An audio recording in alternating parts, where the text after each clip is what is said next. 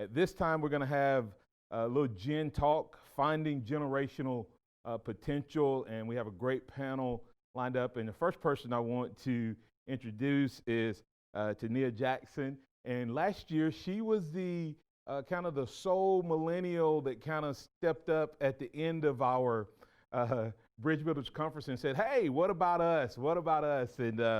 And so we really thought that is a great idea. So let's make sure we emphasize this generation. She currently works as a research specialist at UAB and doing a little studying on COVID. So I'm going to pick her brain afterwards. But she's also passionate about financial literacy, Tuscaloosa native.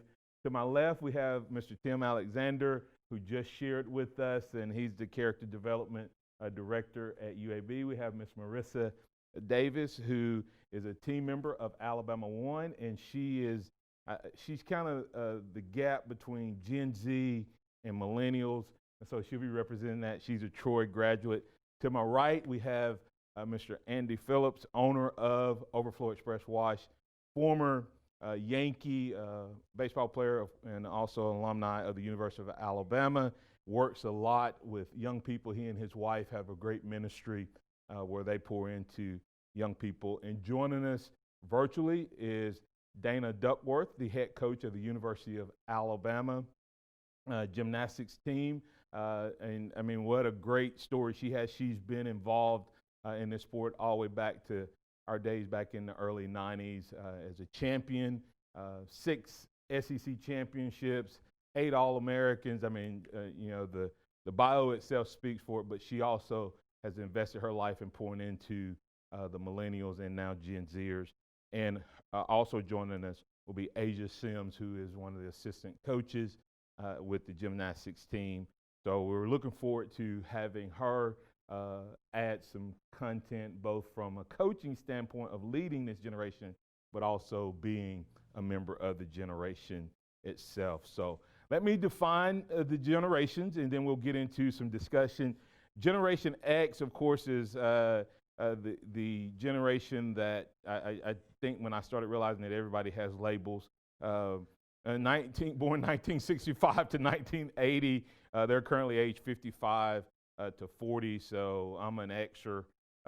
Millennials are defined as those between 1981 and 1996. Their current age is 39 to 24. And Gen Zer, they are the generation from 1997 till now, age 23 and younger. And they're, of course, the first generation, they say, that has pretty much grown up entirely with digital devices connected to their appendages.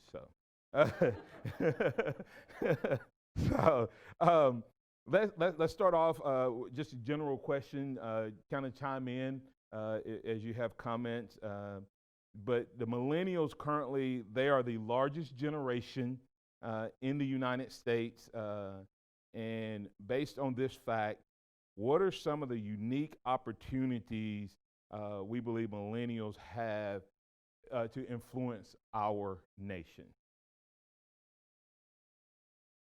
I'll start with you, Andy. Yeah, Go ahead. I think the uniqueness of when you think about the millennial generation, I was actually joking with my wife this morning when I left the house. I looked at her and I said millennial, and then I looked at my daughter and said Gen Zer. So I've got the whole house covered, right? Yeah, she was like in that first year of that millennial deal. And so when you think about just the wave of things that have come in over that course of time, that was the first, the millennial being the first wave of technology, right? I mean, and you read a lot about this, not necessarily that now it's almost become a necessity.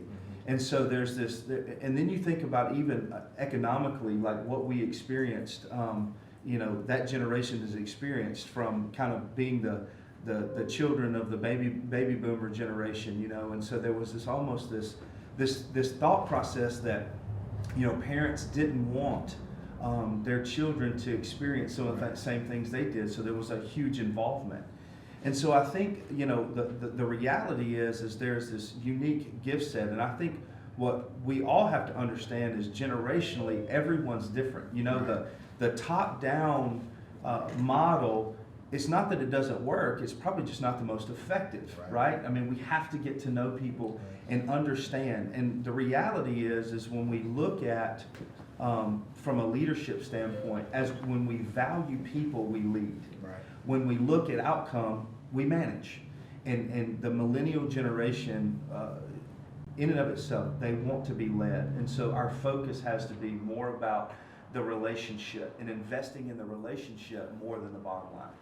And so I think, when we do that, that millennial generation, because of everything that they've seen, they went from no technology to technology. Their gift sets are huge and broad. We just have to be able to pour into those things to see those things manifest themselves in an effective way. Anyone else have a comment? You go ahead.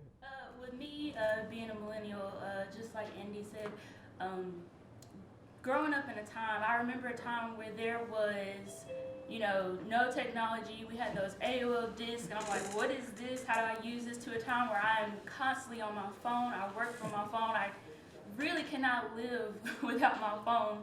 And it's a unique experience to be able to connect with others in this new way that we have, especially with this pandemic that's going on, to be able to connect to connect with someone virtually and not having to be in the room, but still make an impact in such a way, as well as being able to connect with people in person and creating unique and authentic experiences. I think that's one of the unique things that millennials bring to the table, just being able to be so versatile in both areas, just in person, virtual, just being able to be diverse in the community. All right. Now, you guys hit several characteristics: broad gift set, transition, flexible, several different things. Considering some of the main characteristics of this generation, the millennials, how can we take those unique characteristics and apply them to be more successful? Tim, can you speak to that? Yeah, I think because everything they need now is right at their fingertips. I think it still comes down to drive. They still have to see that drive in us, is that ability to want more and to learn more and to educate. But then again, with what's going on with our new millennials, they need to know that we care, right? That we care enough for them where they are, to meet them where they are, but to also help get them where they need to be. Because again, because they grew up with technology at their hand. The only example I can give is I never forget my nephew. His mom kept telling me he's been in that room on that iPad all day and he knows everything about school. And he was in there Googling when is hat day, when is pajama day, like looking at all these different things. And he's so young. But it's still not just to say, well, they can find everything they need, but how do they get what they find out? How do they communicate? How do they talk to us in a way with them even thinking that, hey, you don't know the technology that we know. But I think it's just about that drive and get them to understand that, hey, it is different, but it's the difference that allows us to make a greater difference. Yeah. Coach Duckworth, I'd like to bring you in on this conversation. As a coach, you've both been an athlete, as a Xer, and then you coached millennials, and now you're coaching Gen Zers. What has been the unique challenges you've faced in coaching those different generations? Challenges are the right word. I think it's those opportunities to continue, grow, and learn from a different generation. I mean, they're innovative, they're resourceful to a level where they can do things in seconds when it may have taken time, a day or hours. I think that when we talk about team, the mission statement of being a student athlete hasn't necessarily changed with the uniqueness of generations. We're still trying to empower them and give them the ability to be the best version of themselves. We're trying to prepare them and educate them for life. And so I do believe through mentoring and modeling, we're guiding these young women to be able to be independent thinkers. And I just think with technology, everything's just happened a little quicker. I would say what makes me excited is that more millennial women are working and the incomes are higher, and the family and the investment they can make into their family has changed, which creates more opportunities in leadership. And being a coach that leads women, it's exciting to see the opportunities financially, professionally. And then I think what's exciting is that you're very adaptable. And I think that that word is such a strong word for millennials and the Gen Zs, and the ability for our generation. We have to be adapting. And even though our core values are very similar, we have to adapt to new situations like we do in life. I'd like to kind of go off of what you said, Dana. You mentioned mentoring in there just a moment. And that's one thing that I've really seen with both Gen Z and millennials, me being a younger millennial, is that we really want those mentoring relationships. So, just a word of encouragement for all of you. If you are not currently a mentor, we are looking for people to mentor us. So, I encourage you to reach out to somebody and say, hey, can we go to coffee? Like, let's talk. What are your goals in life? Let me help you along. So. Coach Sims, you to me are also in a really unique position. You recently graduated, but now you're back coaching, and so there's not a big, huge gap between you and those young ladies you're coaching and leading. Tell us some of the unique experiences or opportunities you've had in relating, connecting, and mentoring your players. Thank you for having me. Very privileged be closer in age with some of the girls that I coach right now, and it's been great to be able to have that kind of closer knit, relatable contact with them. You know, I kind of can understand where they're coming from on certain days, and then they trust me on certain things a little bit more, which is really cool. But also just kind of understanding being in the middle of how to approach a coaching situation versus more of like a friendly situation. So that's been really awesome. And also just working with Gen Zs right now, since I'm more of like the millennial, I've noticed that they really, once again, like to be mentored. And they're asking questions. They want to know experiences. And so I think that's really a big key point right there, is that to just keep using that aspect.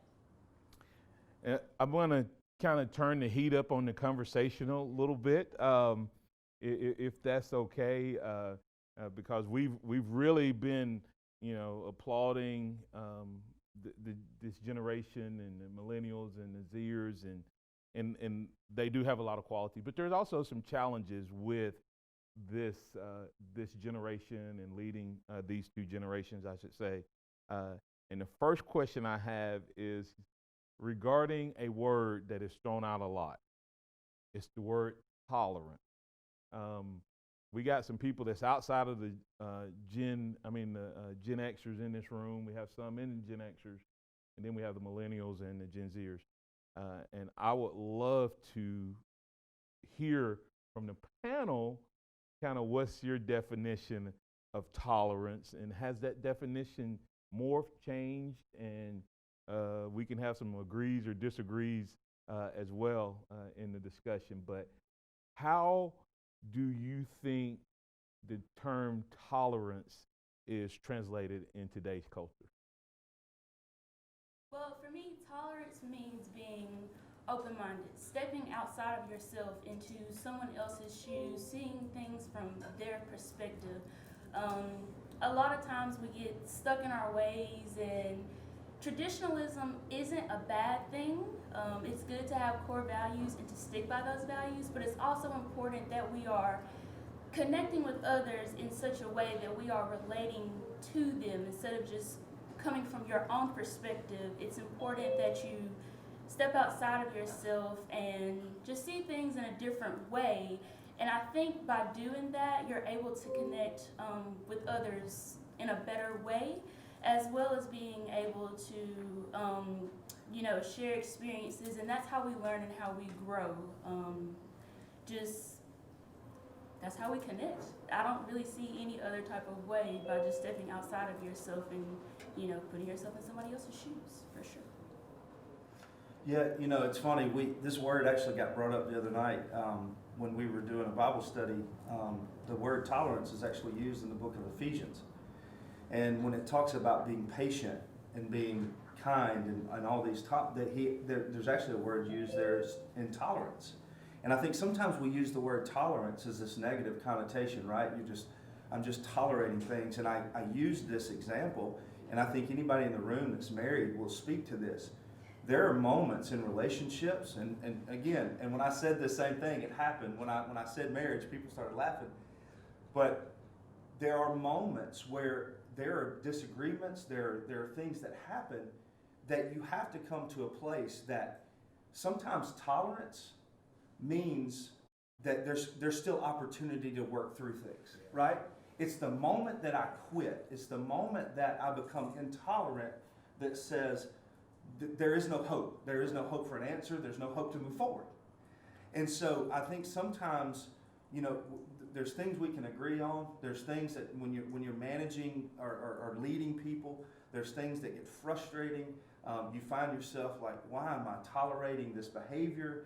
But the reality is that if we care about people, that sometimes tolerating things in that moment is going to be the hope that springs forth to say we're going to get to the end. And so I think sometimes we have to change our narrative of what tolerance is. That it sometimes can become a hopeful thing, not this thing that just I've got to tolerate this thing one more time. Yeah, and kind of taking both your definitions, and I want every panelist to please comment. But back to you, you said get out, find out what they do, open-minded, etc. Does that mean that we have to come to a point of agreement or not? And so that becomes what he just said, what she just said. That's a little bit of difference in definition. Therefore, and we'll dig into that a little bit. But that's what I wanted to point out is I felt like you were saying, hey, we need to come to that point where we agree. He's saying you have to be patient. Patience is not required for those that I agree with. Tolerance is a point of disagreement. But you can't be tolerant if you're not open-minded as well. So we'll get back to that conversation. Marissa, would you like to speak to that, to your definition of tolerance? Sure. Well, as Martin mentioned earlier, I graduated from Troy University, which is known as the International University. There are Troy campuses all over the world, and a lot of international students come to Troy to study specifically business, which is what my major was. So in those classes, I met a lot of people from different backgrounds, different cultures, which was very new to me coming from a small town in Alabama. I'm from Robertsdale, if anybody knows where that is. So something that I learned while at Troy was to embrace different cultures and to listen to people. So I think especially in our current world, it's really important to embrace people of different backgrounds. And that's something that's so important to specifically younger millennials and Gen Z is embracing people where they are. And whenever you embrace people where they are, then you can build off of that. You can build better relationships, build bridges, and create lasting change. So to me, tolerance is accepting that somebody might be different from you. You might not agree on much, and working with that, working to get to a point where you can build each other up, where you understand each other and listening to each other. Listening is so important. You mean to tell me I can embrace someone that I disagree with? Wow. Yes, definitely. Wow. I mean, okay. You and me have a lot to say. But embracing, and that's a key word there. You said embrace. Embrace is usually not a word that is associated with tolerance today. When people say you're intolerant or you're tolerant, they usually don't use the term embrace. So I thought that was a neat definition. Let's go to Coach Sims. Coach Sims, could you tell us your definition of tolerant? Say communication, especially with Gen Z and millennials right now. You have to accept they're going to be diverse, and diversity right now is such a big word and can mean many different things. But being patient and knowing how to communicate is going to help with the tolerance level. I think different generations right now, communication is super important. I think that ties in with being tolerant. Does that work? Yes, I'm sitting here kind of like excited to approach this word because I say something to the ladies all the time. What we say yes to, we get more of. And I think we have to look at that as we say yes to the wrong things, we get more of the wrong things. If we know what is right and we try to truly work toward the right thing, then we will get more right things. And so you kind of gave me the words, unity versus uniformity. And I really thought about that, Martin, is that I asked him about family. And family is huge to me. It's huge as a coach because you're trying to take people from all different worldviews and experiences and trying to make them one team with one heartbeat, with one mission. But the reality is everyone's individualized and everyone has unique thinking. So for me, it's creating harmony and accepting that we can all be different, but we can be one. We can all be different, but we can completely work together and do something amazing together. So that's kind of how I look. So I'm gonna bounce off what she said. When it comes down to tolerant, I think to me it goes down to how do you digest something, right? When I think about athletes, when I think about people that we work with, I'll never forget swimming one day, jumping in the pool, and these athletes was like, "Man, I don't know how you do it. I don't know if I could do that," right? And it's all because they're saying like, I don't know if I could tolerate that, right? Having to transition and do this. But when you think about how we digest tolerating something, it goes back to our perspective and the way that we view things. Because to me, tolerance is the way you view it drives the way you do it, right? But in life, you have to tolerate things. It's life. But it's how you respond to it that I believe that's going to allow you to get the most results. So when I think about the millennials and Gen Z, I always go back to my younger brother. My younger brother is on social media and he is always in front of a computer. He is always in his phone. But at any time life gets hard, he can't tolerate it. They don't know how to respond to adversity because they're not being challenged with adversity on their phone. When they want to answer and they want to figure out something, they don't need us. They can go right to their phone and figure it out. And so when the popcorn effect does not go into effect, you have people that's slow is not good for me.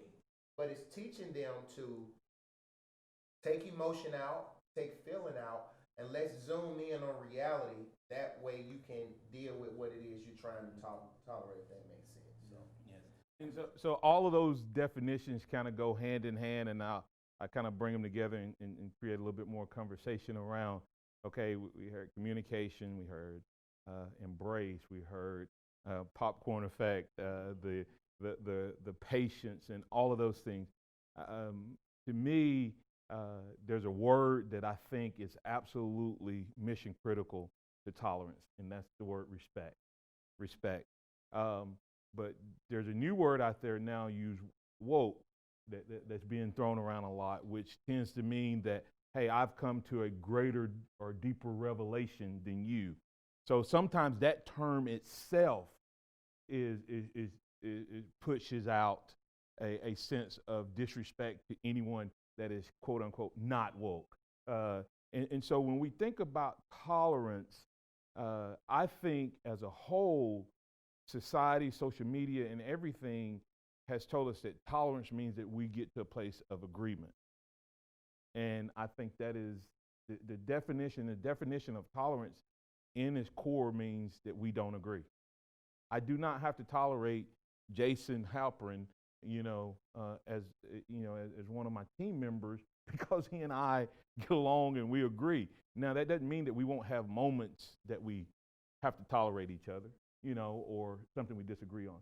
So I wanted us to have that conversation. And here's the question I have. I just want everybody to say yes or no. Is God colorblind? But most people say that term that God is colorblind when they try to defend or say something when they're trying to bring somebody in. They say, well, I don't see color. Well, that's disrespectful. So how important is respect to tolerance in terms of creating the relationship? If we don't acknowledge the differences, can we truly have real relationship?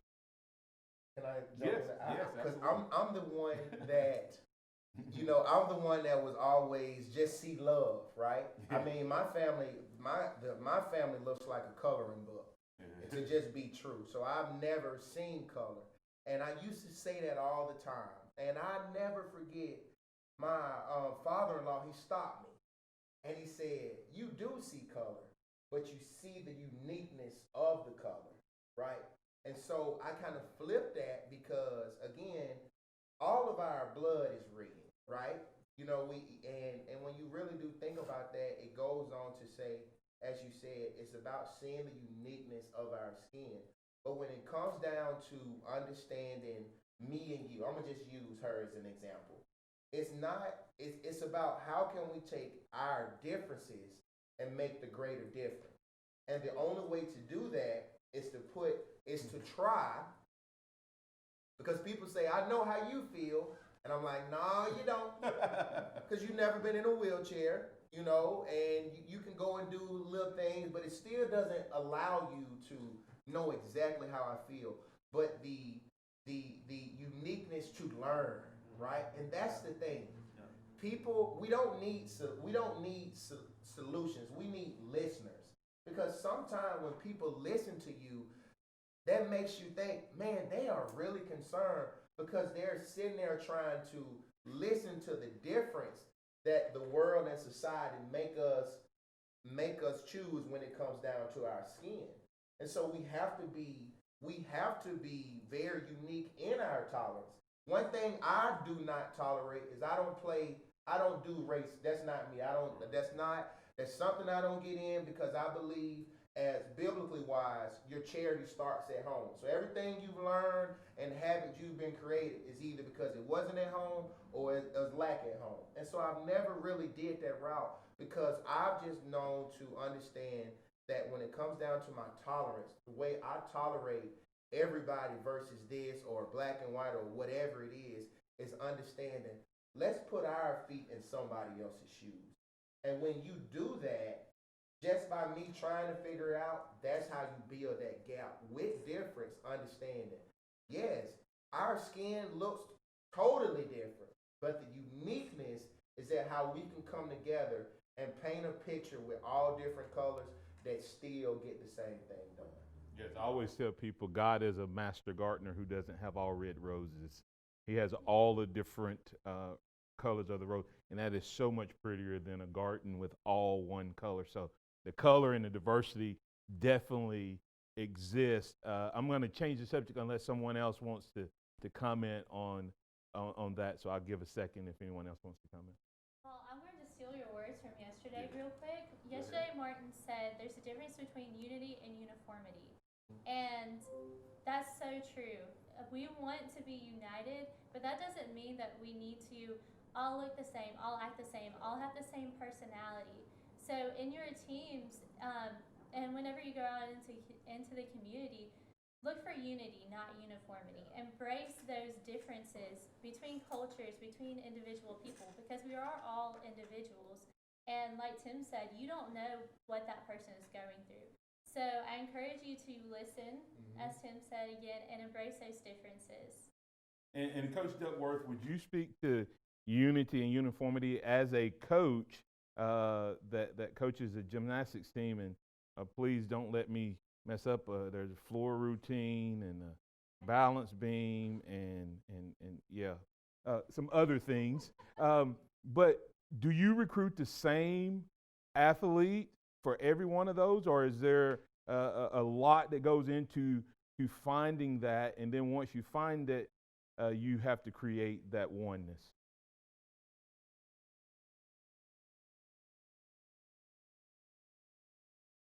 Everyone is different.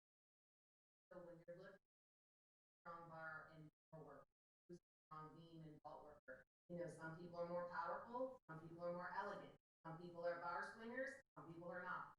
So it's always looking for what's going to help your team be successful as far as the technical part of the job. But in you know your staff, I need to hire someone that has different strengths than I do. You don't hire someone with the same strengths as you do, so that you are actually getting better together. And I think it's so important that when you team up a group of young women, like as we do, is that we accept their differences, but we absolutely celebrate their strengths. And we talk about how their gifts are going to help this event be the most successful. So in the recruiting process, you are really looking for a variety of the different strengths, and then create one of the strongest units you possibly can. Does that make sense, Martin? Totally, totally. Anyone else want to comment on that before we shift gears?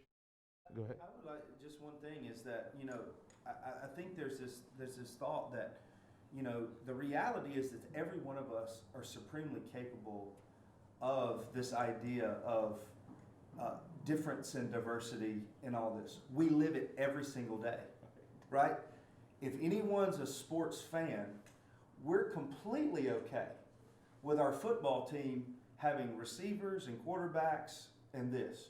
We sit down at a meal and we're completely okay with having differences on our plate. We operate all the time in difference and diversity. It's relationally where we get it messed up. It's where we get it messed up. It's like then we get in our mind, and it's the very thing. It's the humanness is where we should have that flexibility. It's the very place that it's the most crucial that we tend to say we struggle with it as a society the most.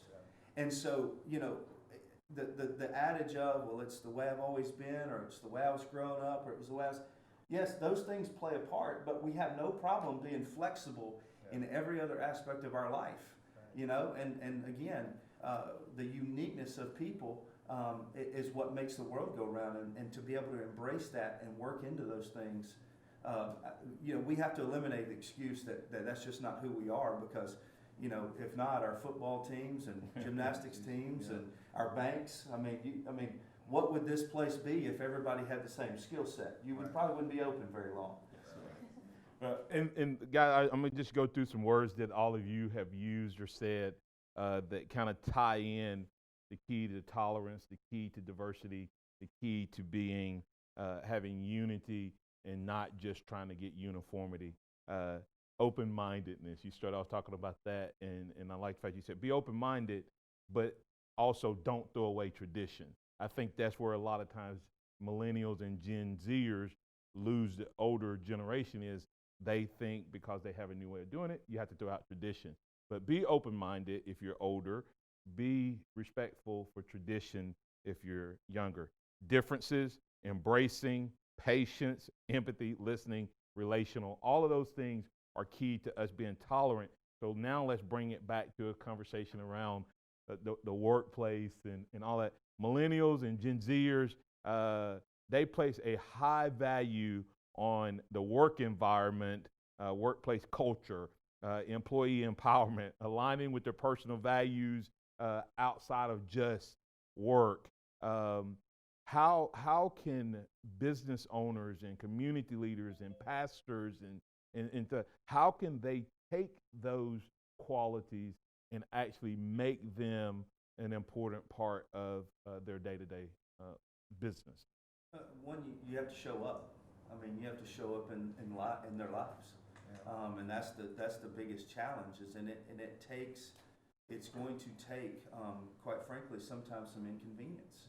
I think we operate so many times in comfortability, convenience, and especially the more you move up and the more you get in a place, it becomes really easy to say, well, you know, I'm here. But the reality is that we operate in a time where, just like you said, people want, you know, investment. People want mentors. People want to know that they're valued, and people want to see the end. And the only way you can do that is be present, be intentional, be very relevant in people's lives. And you got to get to know them right from where they are. So it really is as simple as, you know, the days of sitting up here and looking from a 30,000 foot view, pointing out directions and those things. I'm not saying it's not effective. It's just not the most effective. And so it's about involvement and getting involved in their lives. Neil, you heard me list some of those things, and you, like I said, you kind of inspired this conversation around millennials and how we reach them.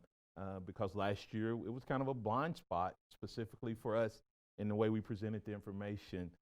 When you start looking at these workplace culture and empowerment and your personal values with your work life, how has that specifically played out, in your day-to-day life at UAB? It's really funny. I recently was asked this question. It said, if a company came to you and offered you double what you were making now, would you leave, where you are at UAB? And I said no. Where I work, the Division of Preventive Medicine, they've created an environment that, frankly, I just don't want to leave. There's a level of comfort as well as challenges. They know where I am, and they also see my potential, so they give me that extra push that I need. They see my strengths, and they also see my weaknesses. So in that aspect, just being able to be in a place where people actually see me, just like what Tim was saying earlier, communication is really important. Mm-hmm. And I'm sorry, I just lost my train of thought. Communication, that's okay. No, you're fine. Communication is really important, and at UAB, not only do they listen, but they connect with you. They find out where you are and meet you on that level. And if you need to be brought up to that, to their level, they'll do what it takes to get you to the next level. It's not just, hey, you're a worker here, you stay here. No, like, what is it that you need from us, and what can I do to help you get to that next level? And then from my standpoint, me stepping outside of myself, a lot of times I get really comfortable where I am, and I have to realize that, staying here in this one spot, I'm never going to grow, I'm never going to elevate. So I also have to be willing to step up and meet them to reach that next level, as well as, it's kind of like I'm reaching up and they're reaching down, so I can, get to that next level. Awesome. Coach, go ahead, Dana. Yeah, I was just gonna say, I know a lot of people have heard this. No one cares how much you know until they know how much you care. And so in the world of coaching, leading and mentoring and modeling, in this generation, it's more listening, less telling. Like, what do you feel? How do you think we should do this? What way would you change things to make it better? Because some of our young women and men, they're incredible, and some of the ideas they come up with. So I think it's very important that if you want to show you care, you have to listen. Yeah. And I'm a talker. I love to own a conversation, and I have to recognize and have self-awareness that if I want to be the best coach, best leader, best mother, best in, I've got to be willing to listen to others instead of continue to just tell. The other piece is people want to be a part of something that they have ownership in. So it's not a dictatorship these days. It needs to be a collaboration. And I think one of the other healthy work environments, we are dealing with a generation that have been risk adverse. They have not failed. They have not been allowed to fail. And what Tim mentioned was when you said your brother or is in a game, and all of a sudden adversity, they crumble. Right. We have such an opportunity as mentors to say, listen, you're going to be told no. You're going to apply for a job and you're going to be turned down. Yeah. It isn't a reflection of who you are. Yeah. It's like, hey, get better. Right. Work on communication skills. Do the things I need to do to get experience to get better. And I think one of the things I'll do with my student athletes is I'll say, hey, if you're doing something really well, how do you want me to acknowledge it? Publicly, privately? Yeah. Because some people crumble if you do it publicly. If I catch you doing something wrong, how do you want me to acknowledge it? Privately? Do you want me to tell you straight, or you want me to sugarcoat it? Right. They all say, tell me straight, and then you tell them straight, and they're like, ah! Right. So to me, the narrative in collaboration is listen more, Yeah. but also understand your people. Yeah. You know, what's your personality type? What's your Enneagram type? What's your disc type? And be willing to meet people where they are and realize your way is not always the right way. Right. And Coach, it's not you against me, it's us against the problems. And I just think that's really important. totally agree with that, Coach Duckworth. Coach Sims, I was wanting to ask you a question. We're talking about work-life balance and alignment, but we've talked about relationship and connecting with this generation. And as a coach, there's a fine line between being able to push and and get the most out of them while also connecting and relating. How have you learned to balance that and not allow them or you even cross that line between, hey, I'm your best friend, I'm your coach? Yeah, that is definitely a very, it can be a tricky area, but I think it just comes back to understanding your athlete or your student. And I think we do a really good job here at Alabama where we really focus on trying to learn each individual person, not just as the star athlete, but as a person, you know, and I think that's really important for Gen Zs and millennials because they are also diverse. Once again, we keep using that word. So definitely, I just have to understand one way I come at one person, like Dana said earlier, maybe more privately, and then as a group in some other settings, it's important that they all can hear it as a group in a different setting. What I'm going to do now is I'm just going to do a round robin for everyone to kind of take 30 seconds to a minute and just kind of talk to those who are listening to this conversation live or are recorded back. What if there was one thing you could tell them, either as a leader or as a member of the generation? This is what I need you to do, or this is what I need you to know. If you're going to relate to us, what would that be? And Tim, we'll start with you and we'll just work our way around. So I think you'll do best is applying everything that you heard, right? It's one thing to listen, but then don't do. But if you really take the time out and listen what we're all saying, I like to really start with, it goes by this, by saying, don't start with why, start with who. Because when you know who they are, then you know why they do what they do.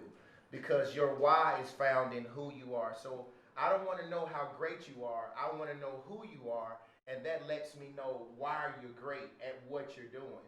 So if you want to be able to relate and see their performance go up, it's really just zoom in on who they are because they get recruited. You know, people know why they do what they do. But I hear athletes say, man, this coach came out here and he don't even know me.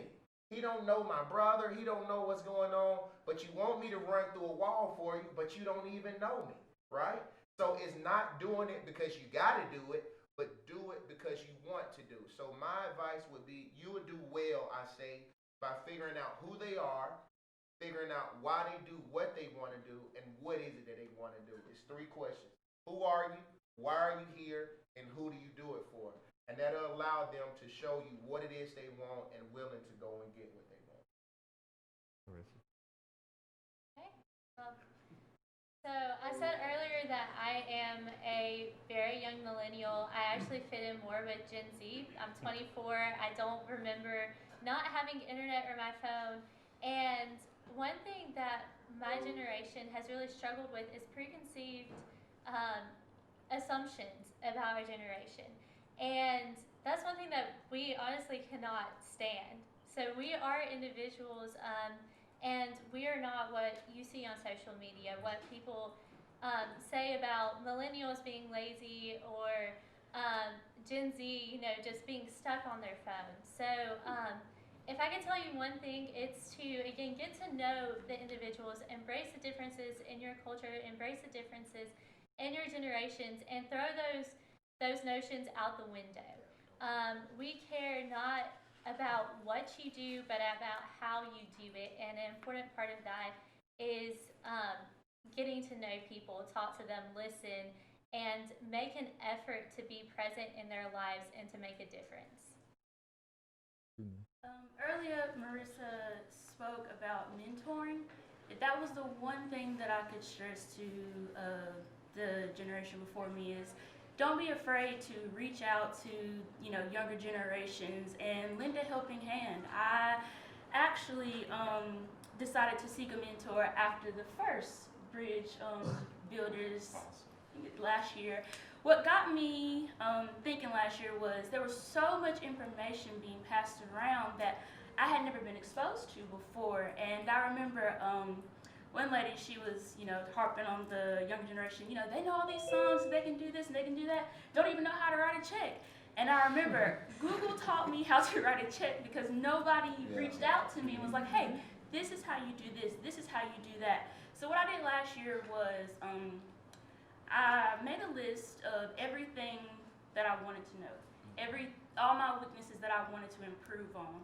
And I went out and sought someone to help me with these things. I now have two mentors who, anytime I can give them a call or email, and they're always there and they're always helpful. So the one thing I would stress is don't be afraid and don't let the differences of the generational gap, allow you.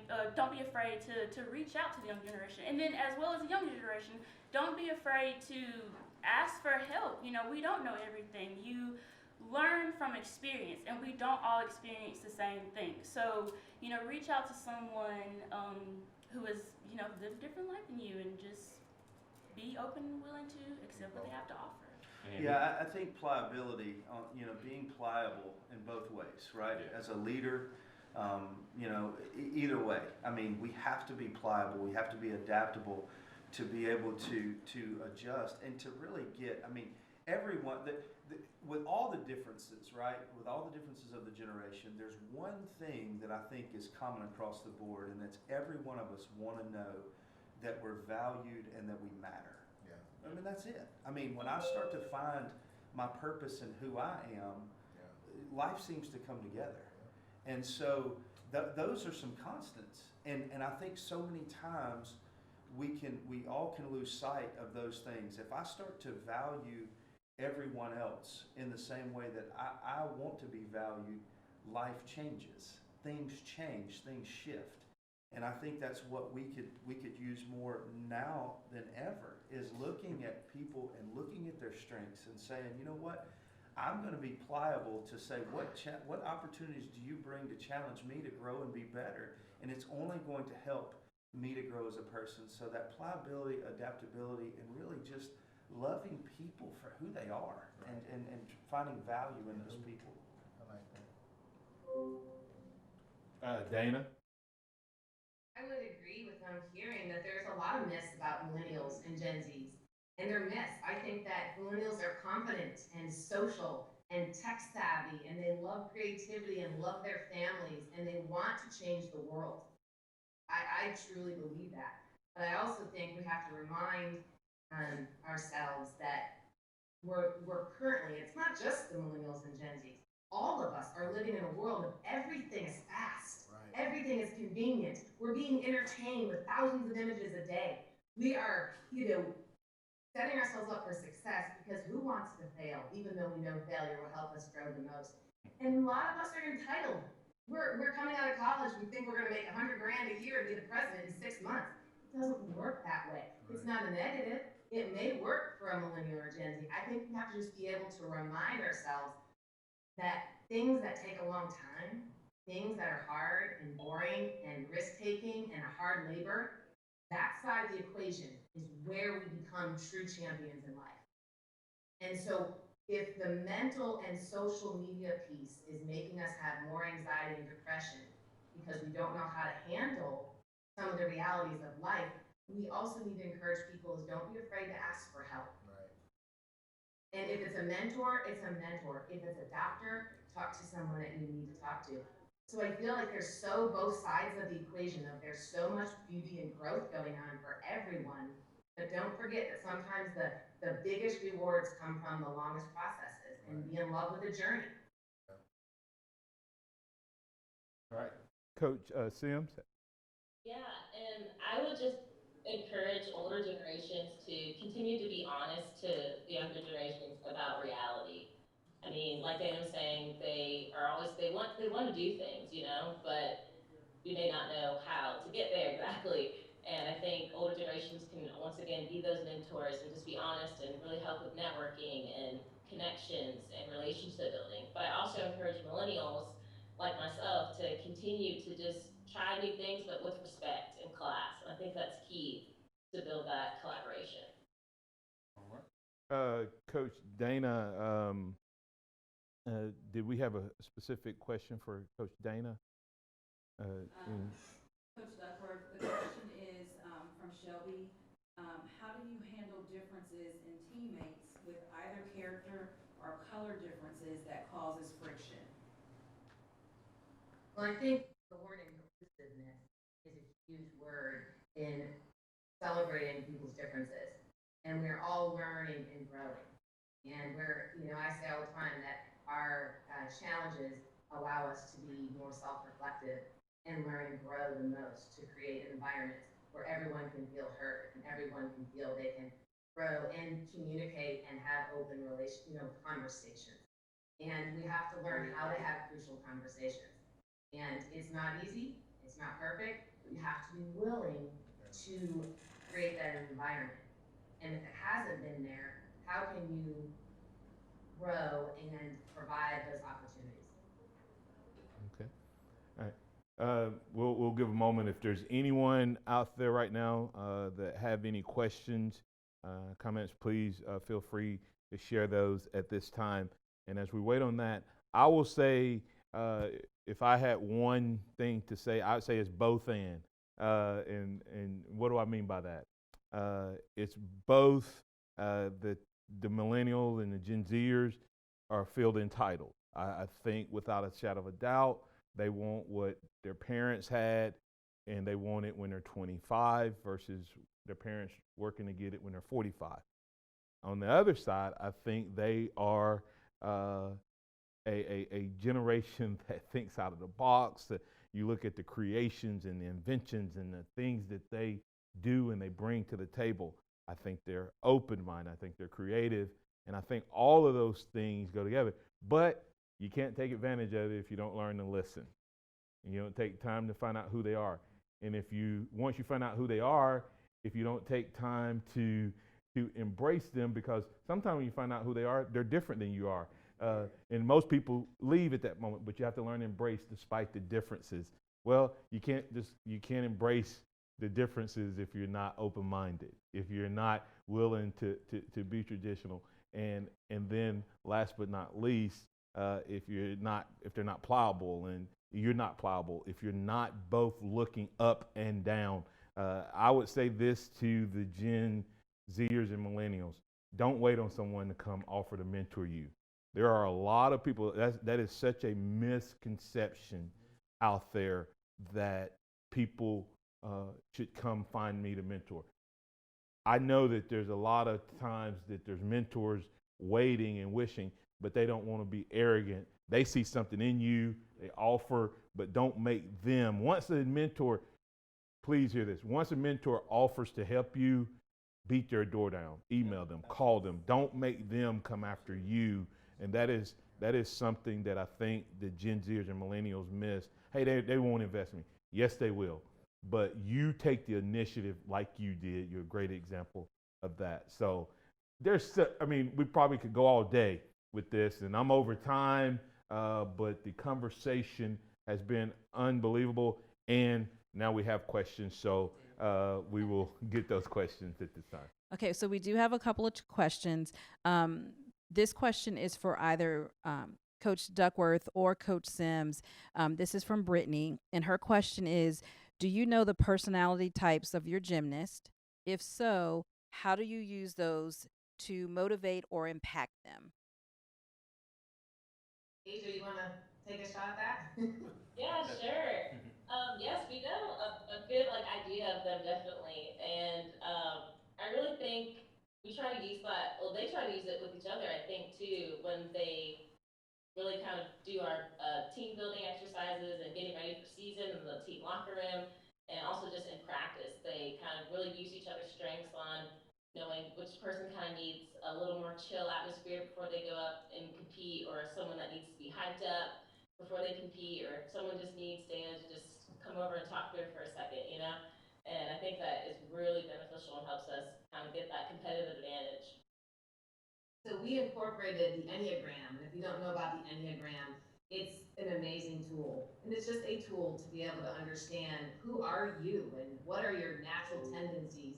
Even though all of us have a little bit of everything anyway, it's just the idea that when we're under pressure, when the fire is on, right, and the pressure is there, what is our natural response? Because self-awareness and being able to take a step back and say, man, when I'm under pressure, I know I'm going to become, maybe it's short, snippy, whatever it may be. I have to be self aware of that. And then I love what Tim talked about with gratitude. Yeah. We preach unconditional gratitude regardless of circumstance. And the neat part about that, it doesn't matter what personality type you are. You can choose to have a great attitude. You can choose to give max effort. And you can choose to show that regardless of what's happening, you're grateful for it. And the personality type allows you to be a little more aware of what your natural tendency is. Great. Thank you both. The next question is for the millennials on the panel.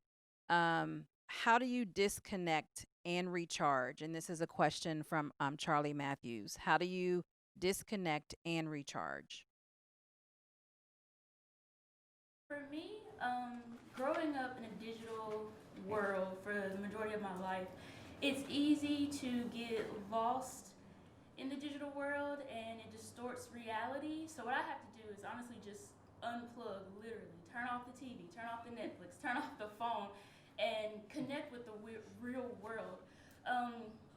This is a disadvantage for me personally, having communication issues and authentic connections. I feel like that a lot of peers in this generation with me have issues with authentic connections because we're always in a digital world. It's easy to get lost in this world, and then when you get out in the real world, it's a different ballgame. You have to know how to interact with people, and so that's a skill that I'm personally working on. But you have to find some time to connect with real people, and then someone spoke about self-awareness. That's also really important. Taking some time to learn about yourself, learn about your strengths, your weaknesses, your dislikes, your likes. You know, we're people. This is a real world. Even though a lot of things that we do is online and virtual, you know, we have to learn how to just ground ourselves and get back to authentic connections. And a lot of times you just have to disconnect. It's hard, it's entertaining, it's fun, but in order to, you know, create these real interactions and to make real change, you have to get back to the authentic connections. Yes, that is so good. And Marissa, before you, if your friends and your likes are counted in the number of people who clicked on you, you may need to disconnect. Marissa. So I'm kind of an unusual circumstance, but I've never really been into social media like you would expect somebody as a younger millennial / Gen Z to be. I think I was into Facebook for about a year when I was like 12. But after that, I never really had any trouble being like constantly on social media. And one of the reasons for that is because I realized that there was so much going on social media and on the internet that just was inauthentic. And I crave that authentic connection, and so do my friends. One thing that we really focus on is when we spend time together, we are not on our phones. And it's kind of an unspoken rule. We've never had to talk about it. Our phones go in another room, unless we're playing a game with each other on our phones. We do that. But our phones go in another room. We're not watching TV. We're not watching movies together. We're playing board games. We're going out hiking. We are sitting and having deep conversations.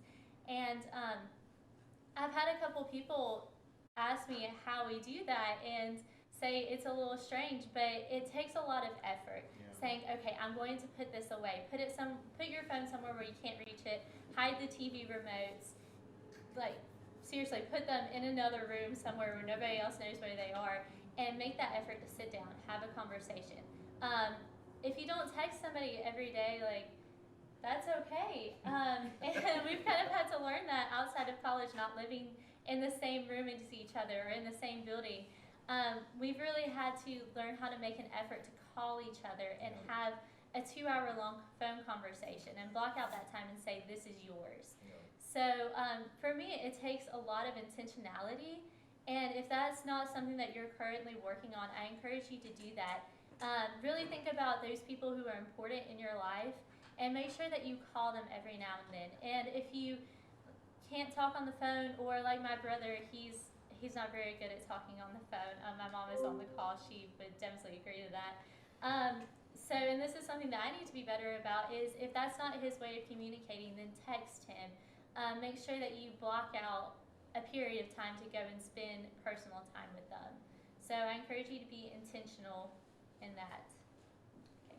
All right. Does that wrap up our questions for the day, or? Let me just make sure. I think we did have one last question. I know it'll be really quick. I just want to be fair, make sure everybody's in here. This question is for Andy or Martin. How can Gen X, which is just before the millennials, support and help and understand or amplify that voice? Andy, I'll let you take it. Yeah, I mean, I think again, it's using the platform. I mean, in most of those situations, right? I mean, you're leading those people, so it's coming alongside. Really, I mean, literally putting your arm around, people and championing them, and believing in them, right? I mean, one of the things that's very obvious is that the generations below us, they read things very well.